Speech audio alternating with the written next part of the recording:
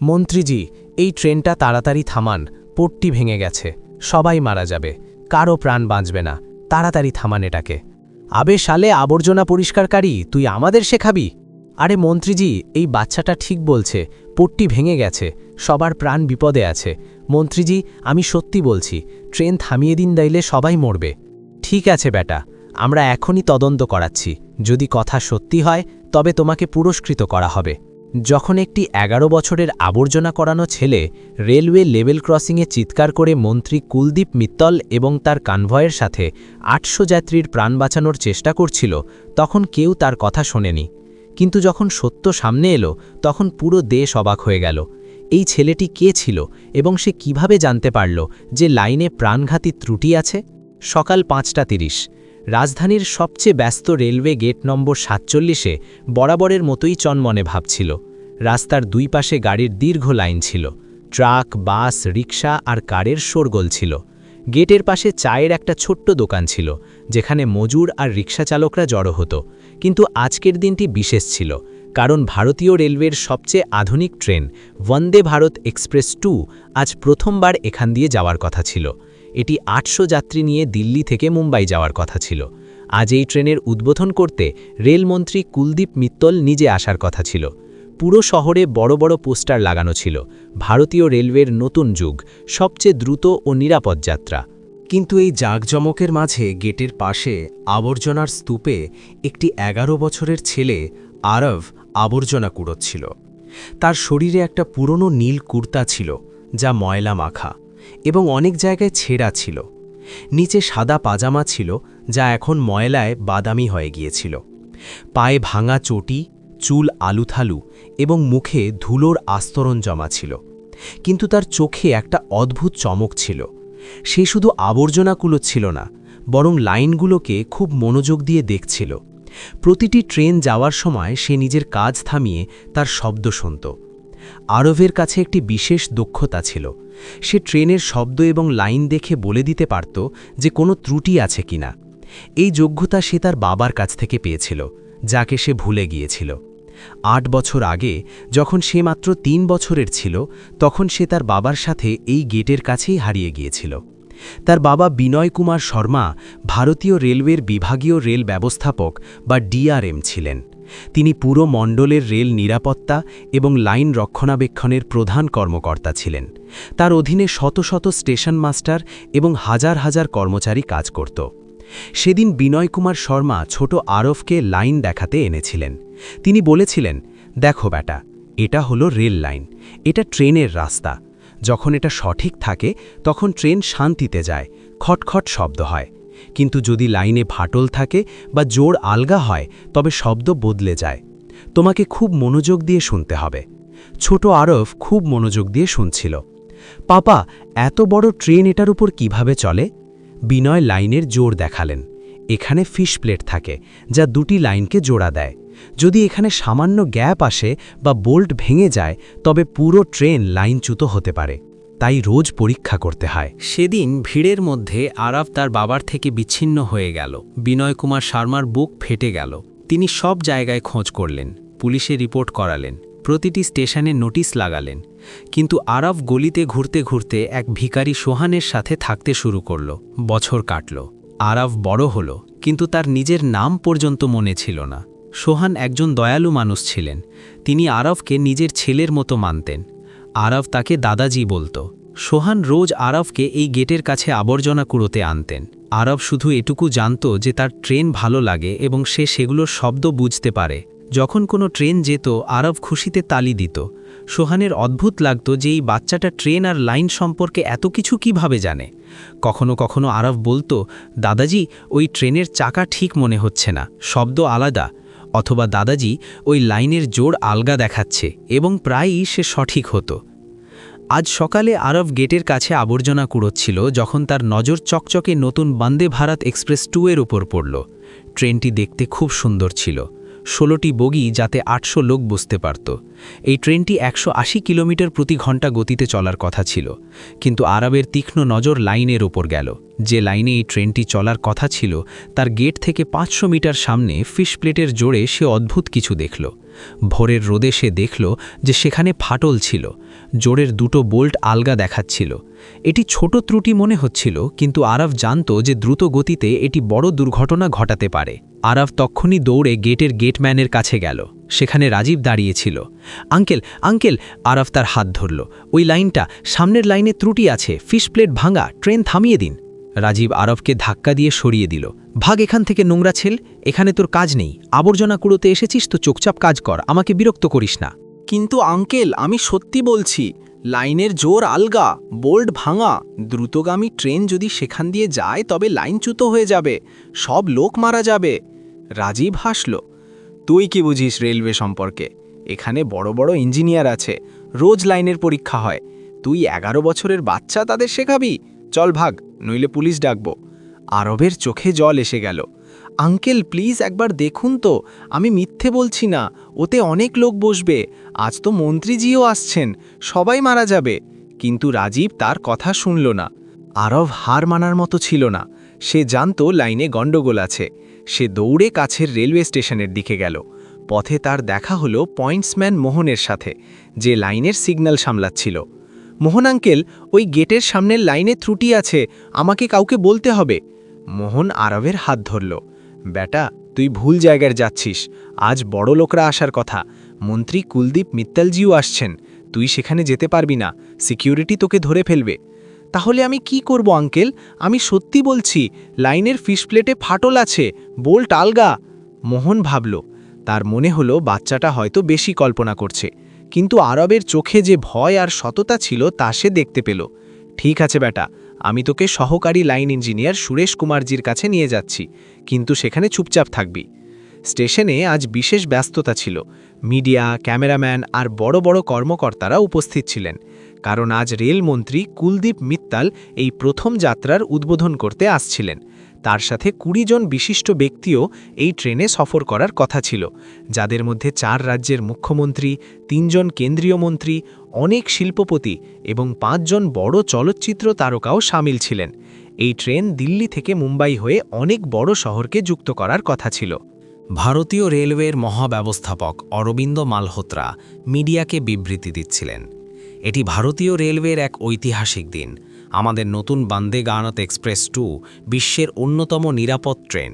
এর প্রতিটি পরীক্ষা সম্পন্ন হয়েছে। এটি মেক ইন ইন্ডিয়ার এক দারুণ উদাহরণ।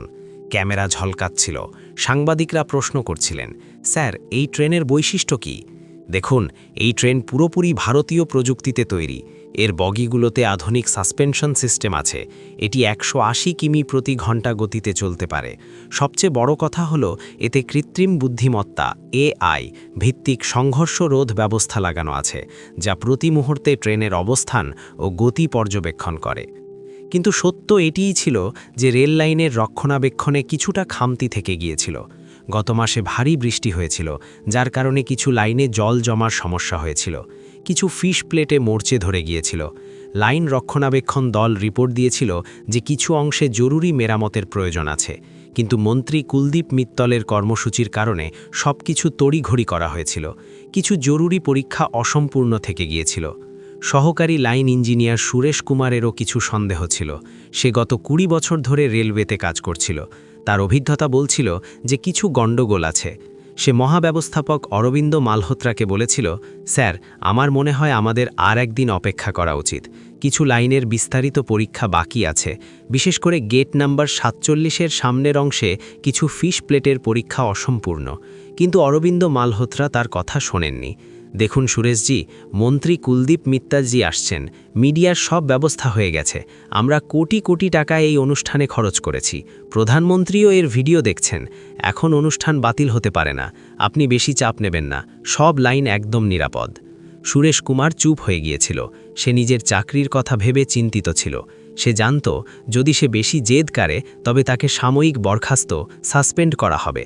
কিন্তু তার মন বলছিল কিছু ভুল আছে। সে নিজের ডায়েরিতে নোট করেছিল, গেট 47-এর আগে ফিশ প্লেট সন্দেহজনক, বিস্তারিত পরীক্ষা জরুরি। কিন্তু কেউ সেই নোটকে গুরুত্ব দিয়ে দেখেনি। এই সময় মোহন আরফকে নিয়ে সুরেশ কুমারের কাছে এলো। স্যার, এই বাচ্চাটা বলছে যে লাইনে কোনো ত্রুটি আছে। আরফের মধ্যে এক অদ্ভুত আত্মবিশ্বাস ছিল। আঙ্কেল, আমি দেখেছি গেট 47-এর 500 মিটার আগে ফিশ প্লেটে ফাটল আছে, জোরে 2টো বোল্ট আলগা আছে বাম দিকের লাইনে, যেটার ওপর বন্দে ভারত এক্সপ্রেস 2 চলার কথা। সুরেশ কুমারের মুখ গম্ভীর হয়ে গেল। এই বাচ্চাটা কারিগরি শব্দ ব্যবহার করছিল। ফিশ প্লেট সম্পর্কে কিভাবে জানল? বাম দিকের লাইন কিভাবে চিনল? তুমি এসব কিভাবে জানো? আমি জানি আঙ্কেল, আমি রোজ ওখানে যাই, ট্রেন দেখি, লাইনগুলোকে দেখি। যখন ফিশ প্লেট ঠিক থাকে তখন জোরটা মসৃণ হয়, কিন্তু ওখানে ফাঁক দেখা যাচ্ছে আর বোল্টগুলোতে মোর্চে আছে। দ্রুতগামী ট্রেনের চাপে ওটা ভেঙে যাবে। সুরেশ কুমারের বুক ধড়াস করে উঠল। সে জানত ফিশ প্লেট খারাপ হওয়ার অর্থ কী। পুরো ট্রেন লাইনচ্যুত হতে পারে। কোথায় শিখলে এসব? আরব মাথা নাড়ল। আমার মনে নেই, শুধু জানি যেন কেউ আমাকে বলে দেয়। সুরেশ কুমারের সন্দেহ আরও বেড়ে গেল। তার নিজের ডায়েরির সেই নোট মনে পড়ল। সে তখনই তার তদন্তকারী দলকে ডাকল। বিকাশ, অনিল, তোমরা তখনই গেট 47-এর সামনের বাম দিকের লাইন দেখো।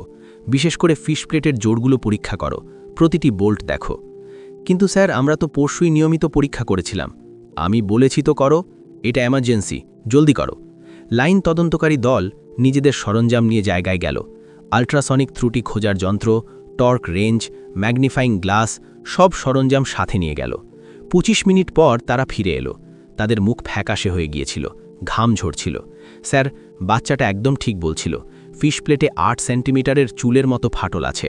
2টো বোল্ট পুরোপুরি আলগা। একটা বোল্টের ক্যাচই নষ্ট হয়ে গেছে। এটা খুব বিপজ্জনক। দ্রুতগামী ট্রেনের ওজন আর কম্পনে এই জোড় ভেঙে যাবে। ট্রেনের লাইনচ্যুত হওয়ার সম্ভাবনা 90%। সুরেশ কুমারের পায়ের তলা থেকে মাটি সরে গেল। কি? এটা কিভাবে হতে পারে? পরশু তো সব ঠিক ছিল।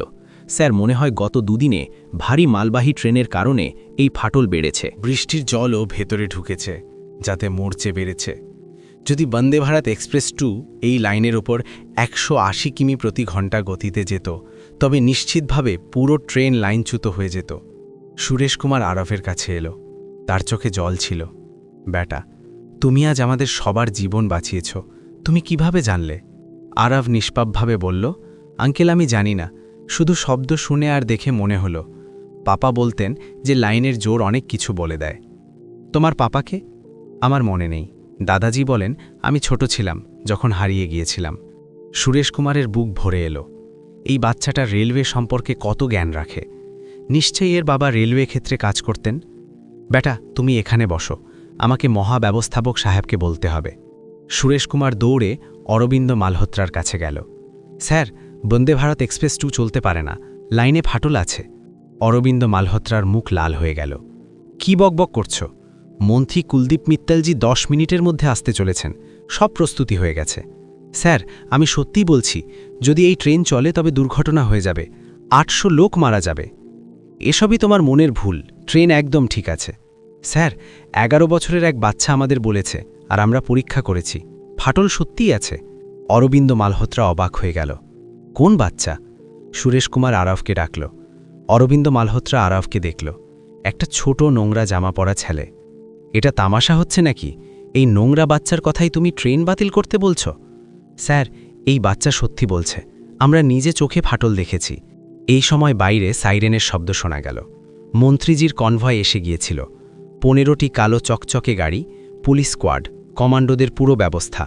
মিডিয়া তাড়াহুড়ো করে নিজেদের ক্যামেরা লাগাতে শুরু করল।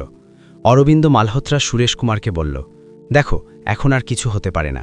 অনুষ্ঠান হবে, ট্রেন চলবে, এটাই শেষ কথা। কিন্তু আরব এসব শুনছিল। সে বুঝতে পারল যে এই লোকগুলো আরবের কথা মানবে না। তার বুক ধরফর করছিল। তার মনে হচ্ছিল যেন এটা একটা খারাপ স্বপ্ন। সে দেখল মন্ত্রী কুলদীপ মিত্তল আর তার সাথে আসা বিশিষ্ট ব্যক্তিরা স্টেশনে আসছেন। সবার মুখে হাসি। তারা সবাই সেই বন্দে ভারত এক্সপ্রেস 2-এর সাওয়ার হতে চলেছেন, যা চলার পর দুর্ঘটনার কবলে পড়বে। আরবের দম বন্ধ হয়ে আসছিল। সে দৌড়ে বাইরে এলো। সেখানে সোহান তাকে খুঁজছিলেন। আরব, বেটা, কোথায় গিয়েছিলে? আমি তোকে খুঁজছিলাম। দাদাজি, ওই ট্রেন বন্দে ভারত, ওতে বড় বড় লোকরা বসবে, মন্ত্রী কুলদীপ মিত্তলজিও। কিন্তু লাইন খারাপ আছে, সবাই মারা যাবে। দাদাজি, আমাকে ওখানে যেতে হবে, মন্ত্রীজির সাথে দেখা করতে হবে। না বেটা, ওখানে অনেক নিরাপত্তা, তোকে ভেতরে যেতে দেবে না। তবে আমি বাইরে থেকেই চিৎকার করব যতক্ষণ না তারা শুনবেন। আরব সোহানের হাত ছেড়ে স্টেশনের দিকে দৌড়ালো। সোহানও তার পেছনে দৌড়ালেন। আরব, থাম, ফিরে আয়। স্টেশনের ভেতরে মন্ত্রী কুলদীপ মিত্তলের অভ্যর্থনা চলছিল। তার গলায় ফুলের মালা পরানো হলো। মিডিয়া তাকে প্রশ্ন করছিল। মন্ত্রীজি, এই বন্দে ভারত এক্সপ্রেস 2 ভারতীয় রেলওয়ের জন্য কতটা গুরুত্বপূর্ণ? দেখুন, এটি মেক ইন ইন্ডিয়ার সবচেয়ে ভালো উদাহরণ। আমাদের দেশের ইঞ্জিনিয়াররা এটি বানিয়েছেন। এটি বিশ্বের অন্যতম আধুনিক ট্রেন। এটি প্রমাণ করে যে ভারত এখন আর কারো থেকে পিছিয়ে নেই। আমরা আমাদের প্রযুক্তিতে বিশ্বকে দেখাচ্ছি যে ভারতীয় রেলওয়ে কতটা এগিয়ে গেছে। হঠাৎ বাইরে থেকে এক চড়া গলা ভেসে এলো, মন্ত্রীজি, মন্ত্রীজি, থামুন, ট্রেন চালাবেন না। এটি আরবের গলা ছিল। সে স্টেশনের বাইরে থেকে পুরো শক্তি দিয়ে চিৎকার করেছিল। ভেতরে সবাই শুনতে পেল। মন্ত্রী কুলদীপ মিত্তল জিজ্ঞেস করলেন, কে চিৎকার করছে? নিরাপত্তা প্রধান রেডিওতে জিজ্ঞেস করলেন। কোনো বাচ্চা স্যার, সামলাচ্ছি। বাইরে 2 নিরাপত্তারক্ষী আরফকে ধরার জন্য দৌড়ালো, কিন্তু আরফ খুব চটপটে ছিল। সে এদিক ওদিক দৌড়ে বাঁচছিল। মন্ত্রীজি, বন্দে ভারতের লাইন খারাপ আছে, সবাই মারা যাবে, প্লিজ থামুন। ভেতরে মন্ত্রী কুলদীপ মিত্তল বিরক্ত হলেন। এটা কেমন শব্দ আসছে? কোনো বাচ্চা বিরক্ত করছে। অরবিন্দ মালহোত্রা ভাবরে গেল। স্যার, কোনো পাগল বাচ্চা হবে, আপনি চিন্তা করবেন না, এক্ষুনি সামলে নেওয়া হচ্ছে। কিন্তু সুরেশ কুমারের মনে হলো এটা আরবের গলা। সে জানত যে ওই বাচ্চাটা সত্যি বলছে। সে সাহস জোগাল। স্যার, 1 মিনিট থামুন, এই বাচ্চাটা সত্যি বলছে। অরবিন্দ মালহোত্রা রেগে বলল, তুমি চুপ থাকো, মন্ত্রীজিকে বিরক্ত করো না। বাইরে আরফ তখনও চিৎকার করছিল। এখন কিছু লোক তার চারপাশে জমা হয়ে গিয়েছিল। এ কি বলছে? কোনো পাগল ছেলে হবে, একে ধরো কেউ। কিন্তু সোহন আরফকে বাঁচালেন। একজন সাংবাদিক আরবের কাছে গিয়ে মাইক ধরলেন। বেটা, তুমি কি বলছো? ট্রেনে কি ত্রুটি আছে? আরফ হাঁপাতে হাঁপাতে বলল, দিদি, বন্দে ভারতের লাইনে ফাটল আছে ফিশ প্লেটের কাছে। যদি এটা চলে তবে দুর্ঘটনা হবে, সবাই মারা যাবে। সাংবাদিক অবাক হয়ে গেলেন। তুমি কিভাবে জানলে? আমি শব্দ শুনেছি আর দেখেছি লাইনের জোর আলগা। সাংবাদিক তখনই তার ক্যামেরাম্যানকে ইশারা করলেন। এটা ব্রেকিং নিউজ ছিল। এই 11 বছরের বাচ্চা দাবি করছে যে বন্দে ভারতের লাইনে ত্রুটি আছে, এর মতে ফিশ প্লেটে ফাটল আছে। এই খবর তখনই লাইভ টিভিতে চলে এলো। ভেতরে স্টেশনেও টিভি স্ক্রিনে এই খবর দেখা গেল। মন্ত্রী কুলদীপ মিত্তল দেখলেন, এটা কি হচ্ছে? এই বাচ্চাটাকে? অরবিন্দ মালহোত্রার শ্বাস আটকে আসছিল। স্যার, এটা কোনো ষড়যন্ত্র, বিরোধী দলের চাল। আমাদের অনুষ্ঠান নষ্ট করার জন্যই বাচ্চাকে পাঠিয়েছে। কিন্তু সুরেশ কুমার সামনে এলেন। না স্যার, এই বাচ্চাটা সত্যি বলছে। আমি নিজে তদন্ত করিয়েছি, লাইনে চুলের মতো ফাটল আছে। মন্ত্রী কুলদীপ মিত্তলের মুখ গম্ভীর হয়ে গেল। আপনি কি নিশ্চিত করছেন? জি স্যার, এই বাচ্চা আমাদের বলতে এসেছিল। প্রথমে আমরা এর কথা শুনিনি, কিন্তু যখন তদন্ত করলাম তখন ফাটল পাওয়া গেছে। অরবিন্দ মালহোত্রা ঘাবড়ে গেল। স্যার, এসবই ভুল ধারণা, ট্রেন একদম নিরাপদ। মন্ত্রী কুলদীপ মিত্তল রেগে বললেন, তোমরা কি করছো? যদি লাইনে ত্রুটি থাকে তবে আমাকে আগে কেন বলোনি? সুরেশ কুমার বলল, স্যার, আমি বলতে চেয়েছিলাম, কিন্তু স্যার, এসবই বাড়িয়ে বলা হচ্ছে। অরবিন্দ মালহোত্রা মাঝখানে বলে উঠল। বাইরে এখন মিডিয়ার ভিড় লেগে গিয়েছিল। অনেক ক্যামেরা চলে এসেছিল। আরফকে ঘিরে থায় প্রশ্ন করা হচ্ছিল। বেটা, তুমি ইঞ্জিনিয়ারিং কোথায় শিখলে? আরফ নিষ্পাপভাবে বলল, আমি জানি না, শুধু শব্দ শুনে আর দেখে মনে হয়। তোমার মা বাবা কি করেন? আমার মনে নেই, আমি হারিয়ে গিয়েছিলাম। সোহান জানালেন, এ 8 বছর ধরে আমার সাথে আছে। এর মা বাবাকে মনে নেই, কিন্তু এ ট্রেন আর লাইন সম্পর্কে অনেক কিছু জানে। একজন অভিজ্ঞ রেলওয়ে সাংবাদিক রমেশ শর্মাও সেখানে পৌঁছালেন। তার 20 বছরের অভিজ্ঞতা ছিল। তিনি আরফকে জিজ্ঞেস করলেন, বেটা, তুমি ঠিক কোথায় ফাটল দেখেছ? আরফ বিস্তারিতভাবে জানালো, গেট 148-এর 500 মিটার আগে বাম দিকের লাইনে ফিশ প্লেটের জোরে বোল্ট থাকা অংশের কাছে। রমেশ অবাক হয়ে গেলেন। এই কারিগরি শব্দগুলো একটি 11 বছরের আবর্জনা কুড়ানো ছেলে কিভাবে জানে? তুমি কিভাবে চিনলে? শব্দ থেকে সাধারণত খটখট হয়, কিন্তু ফাটল থাকলে খট ক্র্যাক ক্র্যাক হয়, হাওয়া বেরোয়। রমেশ বুঝতে পারলেন যে বাচ্চাটা যা বলছে তা কারিগরি দিক থেকে সঠিক। রমেশ তার পরিচিতদের কাজে লাগালেন।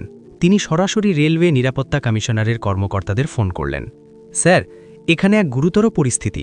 একটি বাচ্চা দাবি করছে বন্দে ভারতের লাইনে ফাটল আছে, আর সহকারী লাইন ইঞ্জিনিয়ারও নিশ্চিত করছে। রেলওয়ে নিরাপত্তা কমিশনারের কর্মকর্তা চমকে গেলেন। কি বলছো?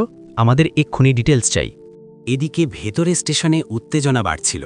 মন্ত্রী কুলদীপ মিত্তল অরবিন্দ মালহোত্রাকে কড়া ভাষায় বললেন, যদি 1% সম্ভাবনাও থাকে যে ট্রেন অসুরক্ষিত, তবে আমি ওতে বসব না আর না কাউকে বসতে দেব। অরবিন্দ মালহোত্রার চাকরি বিপদে ছিল।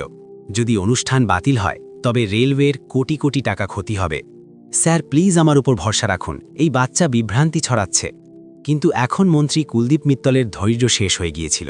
আমার এখনই বিস্তারিত কারিগরি রিপোর্ট চাই, এখনই। বাইরে রেলওয়ে নিরাপত্তা কমিশনারের জরুরি দল এসে গিয়েছিল। তাদের সাথে বরিষ্ঠ লাইন ইঞ্জিনিয়াররা ছিলেন। তারা আরোহের সাথে কথা বললেন। বেটা, তুমি আমাদের সঠিক জায়গা না খাও। আরাফ গেটের দিকে ইশারা করল। ওই দেখুন, গেট 47-এর 500 মিটার আগে বাম দিকের লাইন ফিশ প্লেটের জোরে ফাটল আছে। আপনারা ম্যাগনিফাইং গ্লাস দিয়ে দেখুন। রেলওয়ে নিরাপত্তা কমিশনারের বরিষ্ঠ ইঞ্জিনিয়ার ডক্টর রাজেশ বর্মা বললেন, চলো তদন্ত করি। পুরো দল বিশেষ সরঞ্জাম নিয়ে জায়গায় গেল। 35 মিনিটের বিস্তারিত পরিদর্শনের পর ডক্টর বর্মা ফিরে এলেন। তার মুখ গম্ভীর ছিল। বাচ্চাটা একদম ঠিক বলছে, লাইনে গুরুতর ফাটল আছে। এই ট্রেন একদম নিরাপদ নয়। সবার হুঁশ উড়ে গেল। রেলওয়ে নিরাপত্তা কমিশনার তখনই ট্রেন থামিয়ে দিলেন।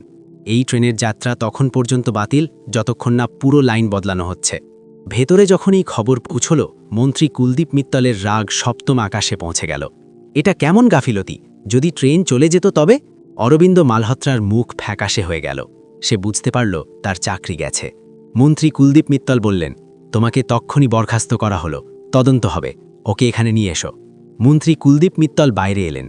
তিনি তার নিরাপত্তা কর্মীদের ইশারা করলেন, সবাইকে সরিয়ে দাও, আমি বাচ্চার সাথে একা কথা বলতে চাই। যখন ভিড় সরল তখন মন্ত্রী কুলদীপ মিত্তল আরবের সামনে এলেন। তিনি আরবের কাঁধে হাত রাখলেন। বেটা, তুমি আজ আমাদের সবার জীবন বাঁচিয়েছ, তুমি হিরো। আরব নিষ্পাপভাবে জিজ্ঞেস করল, মন্ত্রীজি, ট্রেন এখন আর চলবে না তো? সবাই নিরাপদ তো?